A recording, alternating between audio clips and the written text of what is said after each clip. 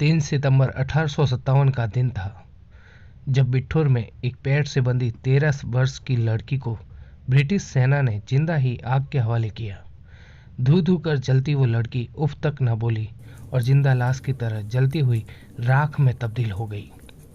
ये लड़की थी नाना साहब पेशवा की दत्तक पुत्री, जिसका नाम था मैना कुमारी, जिसे 160 वर्ष पूर्व आउटरम नामक ब्रिटिश अधिकारी ने जिंदा जला दिया था, जिसने 1857 क्रांति के दौरान अपने पिता के साथ जाने से इसलिए मना कर दिया कि कहीं उनकी सुरक्षा के चलते उसके पिता को देश सेवा में कोई समस्या न आए, और बिठूर के महल में रहना उचित समझा।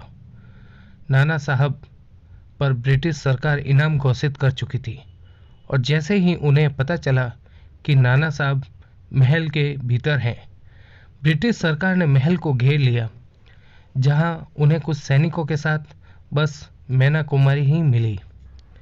मैना कुमारी ब्रिटिश सैनिकों को देखकर महल के गुप्त स्थानों में जा छुपी। ये देख ब्रिटिश अफसर आउटरम ने महल को तोप से उड़ाने का आदेश दिया, और ऐसा कहकर वो वहां से चला गया, पर अपने कुछ सिपाहियों को वहीं पर छोड़ गया। रात को मैना को ऐसा लगा कि सब लोग जा चुके हैं, तो वो बाहर निकली। तभी 2 सिपाहियों ने उसे पकड़ लिया और फिर आउटरम के सामने पेश किया।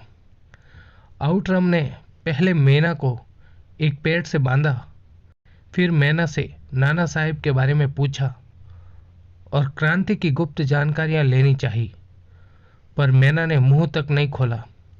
यहां तक कि आउटरम ने मैना कुमारी को जिंदा जला देने की धमकी भी दी थी, पर उसने कहा कि वो एक क्रांतिकारी की बेटी है, मृत्यु से नहीं डरती। ये देख आउटरम तिलमिला गया और उसने मैना कुमारी को जिंदा जलाने का आदेश दे दिया। इस पर भी मैना कुमारी बिना प्रतिरोध किए आग में जल गई, ताकि क्रांति की मशाल जलती रहे, कभी न बुझे। बिना खड़ग बिना ढाल वाली चरखा गैंग या धूर्त वामपंथी लेखक चाहे जो लिखे, पर हमारी स्वतंत्रता इन जैसे असंख्य क्रांतिवीर और वीरांगनाओं के बलिदानों का ही प्रतिफल है, और इनकी गाथाएं हमें आगे की पीढ़ी तक पहुंचानी चाहिए। सत सत नमन है इस महान बाल वीरांगना को।